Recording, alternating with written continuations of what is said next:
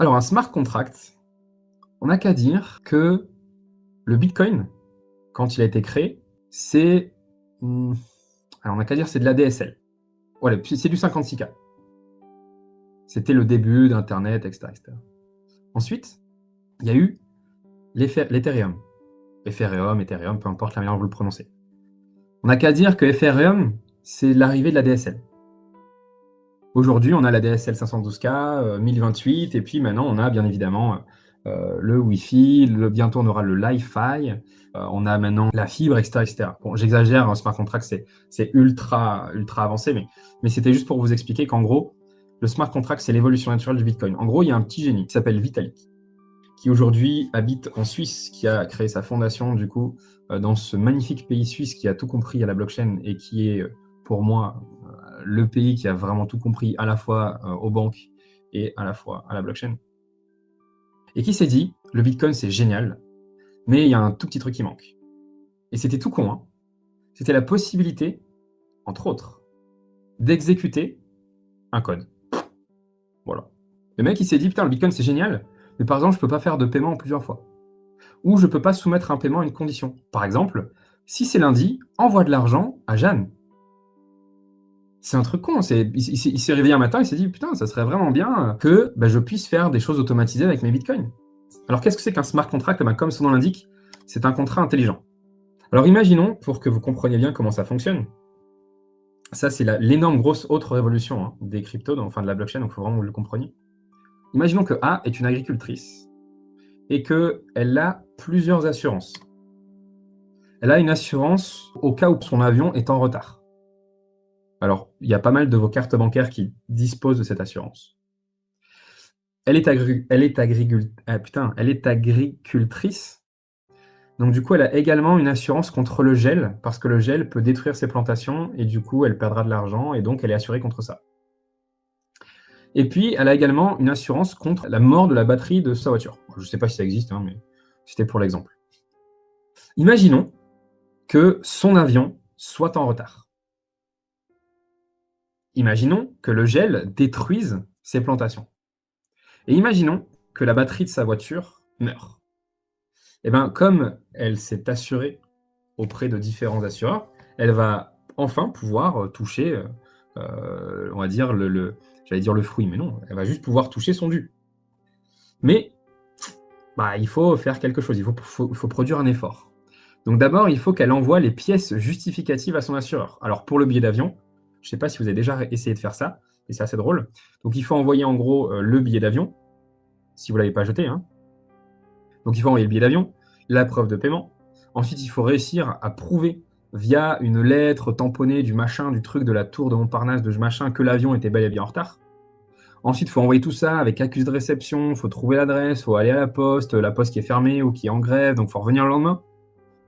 Et une fois que tout ça s'est envoyé, alors, et ne parlons même pas du gel, là, il faut qu'elle prouve avec des relevés de Météo France, il faut qu'elle fasse venir un huissier, que l'huissier atteste effectivement qu'il y a une destruction, que le gel, le machin, le ci, le là, enfin, imaginez un peu la paperasse que c'est. Une fois qu'elle a fait tout ça, elle envoie ça à l'assureur. Imaginez, il y a un employé dans cette assurance dont le taf, c'est de récupérer toutes ces lettres et de dire « Ah, il va falloir que je lise tout ça. » Et donc, il va lire, il va regarder, il va perdre du temps. Et tout ça, ça coûte de l'argent à l'assureur qui doit payer ce mec à analyser tous ces documents. Et si les documents ne vont pas, le mec, il doit faire un courrier avec accusé de réception, il faut qu'il le donne à un responsable de la poste, et puis qu'ensuite la poste le fasse transiter. Enfin, imaginez les allers-retours, c'est tout simplement incroyable. Et puis, imaginons quand même que l'issue soit favorable, et qu'après des semaines et des semaines de calls, enfin d'appels téléphoniques et de lettres et de relances, l'assureur dit « Ouais, bon, c'est bon, effectivement, l'avion était en retard, voilà votre argent. » Et donc, les fonds sont débloqués, et l'argent arrive à A. Voilà, ça c'est comme ça que fonctionne une assurance. Comment ça fonctionne sur une blockchain? Enfin, en tout cas avec le smart contract. Donc même chose, il y a l'avion en retard, le gel et la batterie. Un smart contract, en fait, c'est un contrat qui est intelligent, qui est fait avec des bouts de code, et par exemple, qui est relié à la tour de contrôle. Et automatiquement, quand l'avion est en retard, de manière automatique, ça envoie l'argent automatiquement à A. A n'a rien à faire. Elle n'a pas à faire de déclaration et il n'y a personne qui a à vérifier. C'est aussi connecté à un thermomètre. Et effectivement, il y a eu du gel. Donc automatiquement, bim, l'argent arrive. C'est aussi automatiquement connecté à la batterie de la voiture. Si la batterie est morte, bim, automatiquement, l'argent part. Ce type d'assurance, on appelle ça des assurances verticales. C'est-à-dire que c'est une assurance qui est verticale. Hein, il y a un événement, il n'y a pas besoin de juger, c'est un fait. Et donc, ça va directement à l'assurance, enfin au smart contract. C'est pas comme quand il y a une voiture qui engloutit une autre voiture. Là, c'est un peu plus compliqué de le faire traiter par un smart contract parce qu'il faut voir qui a la responsabilité. Et donc, à partir du moment où il y a un jugement de valeur, etc., là, c'est un être humain qui devra le faire, jusqu'à ce que dans 7 ou 8 ans, on ait des intelligences artificielles qui permettent de le faire à notre place. Donc ça, c'est le principe d'un smart contract.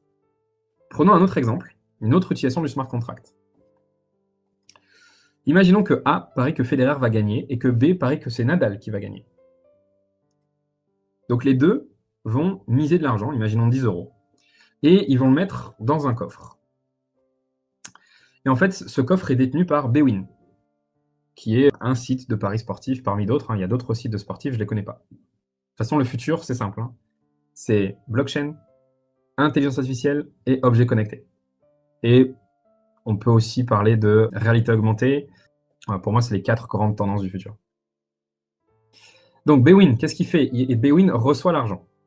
Et Bwin, c'est le tiers de confiance. Donc, le site de Paris va vérifier le résultat du match. Et en fonction du résultat du match, les fonds sont débloqués automatiquement. Et bim, ça arrive à B.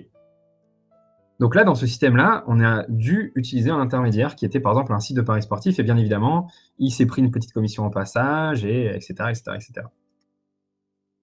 Un smart contract, du coup, c'est la même chose, sauf que l'argent est placé dans le smart contract. D'accord? Le smart contract, du coup, garde l'argent. Et le smart contract est connecté à un autre oracle, donc à un site, par exemple, qui donne à chaque fois en temps réel les résultats du match. Et lorsque le résultat du match est connu, automatiquement, le smart contract envoie de l'argent à B, parce que Nadal a gagné. Et du coup, il n'y a pas besoin de prendre des commissions, sauf payer peut-être quelques petits frais de transaction, mais c'est tout. On n'a pas besoin de payer un intermédiaire, parce que Bwin, aujourd'hui, c'est une société qui doit payer le site internet, le marketing, les employés, etc., etc., etc. Donc du coup, il faut bien qu'ils vivent. Et bien, grâce au smart contract, on n'a pas du tout besoin de Bwin. On n'a plus besoin des intermédiaires. Et ça, on peut dire la même chose pour le poker. On n'a pas besoin de PokerStars. Un smart contract, une room de poker qui est décentralisée, c'est-à-dire qu'en gros, elle n'a pas d'existence physique, donc pas de régulation. Et voilà, le futur du poker.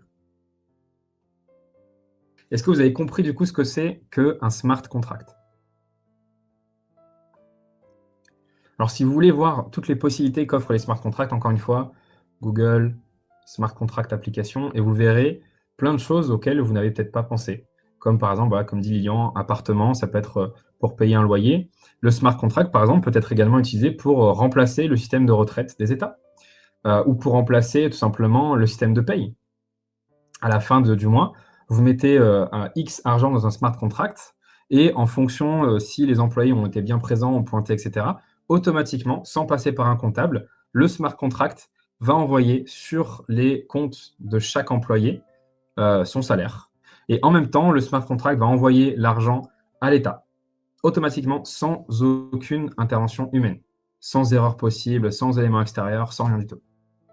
On peut faire la même chose pour le système de retraite, un smart contract qui serait connecté à la sécurité sociale et qui saurait l'âge de n'importe qui. Et par exemple, dire, ah bah tiens, elle a 65 ans, je ne sais pas c'est à quel âge l'âge de retraite, 65 ans, bon, c'est bon, automatiquement, je calcule toutes les cotisations qu'elle a faites et bim, je lui envoie directement tous les mois sa retraite. Ça passe pas par le trésor, ça passe par strictement rien, tout est automatisé. Donc d'énormes économies pour l'État. Alors le problème, c'est qu'un smart contract, ce n'est pas une blockchain. Un smart contract, c'est un code informatique qui est programmé par un être humain. Et un être humain, ça fait quoi? Ça fait des erreurs. Donc du coup, il y a eu pas mal de petits problèmes sur les smart contracts. Le plus connu, c'est celui de The DAO, dont on parlera vendredi. Ah oui, mais de toute façon, aujourd'hui, hein, là, quand je dis c'est le futur du poker, je dis n'importe quoi. C'est le poker aujourd'hui. C'est-à-dire qu'il y a déjà des rooms de poker sur la blockchain, il y a déjà des casinos, il y a des sites de paris sportifs, il y a des sites de e-sport. Il y a, par exemple, la blockchain Hero, qui est une chaîne enfin, qui est une blockchain pour faire du pari d'e-sport. Il y a Wagger pour les paris sportifs. Il y a de la loterie maintenant sur la blockchain. Il y a des jeux concours pour gagner des maisons, pour gagner des voitures. Voilà, tout ça via des smart contracts. Alors, on va terminer par la différence entre les crypto-monnaies et les tokens.